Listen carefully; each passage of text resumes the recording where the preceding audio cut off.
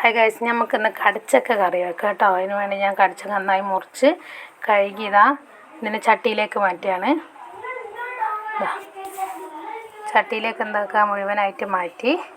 ഇനി അതിലേക്ക് 2 പച്ചമുളക്, നിങ്ങൾക്ക് എരിവിനനുസരിച്ച് നിങ്ങൾക്ക് കീറണം. ഞാൻ 2 ഇട്ടുള്ളൂ. കുറച്ച് മഞ്ഞൾപ്പൊടി ഇട്ടിട്ട് ഇതിനെന്ത് ചെയ്യുക, അടുപ്പത്ത് വെക്കുക. അത്യാവശ്യമായി നമ്മൾ അതിലേക്കുള്ള തേങ്ങ അരക്കുക. അതിന് വേണ്ടത് തേങ്ങ വറുക്കുന്നുണ്ട്. കുറച്ച് തേങ്ങ, 1/2 കഷ്ണം തേങ്ങ മുറിയാണ് ഞാൻ എടുത്തത്. നന്നായിട്ട് അതിനെ വറുത്തെടുക്കാൻ അതിലേക്ക് 5-6 ചെറിയ ഉള്ളി, 3-5 വെളുത്തുള്ളി, കുറച്ച് മുളക് പൊടി, മല്ലിപ്പൊടി, കുറച്ച് മല്ലിപ്പൊടി. അതിലേക്ക് എന്ത് ചെയ്യാം, നമുക്ക് മീറ്റ് മസാല ഇടാം. കുറച്ച് മീറ്റ് മസാല ഇടണം, എന്നാലേ അതിന് എന്തായാലും നല്ല ടേസ്റ്റ് കിട്ടുള്ളൂ കേട്ടോ.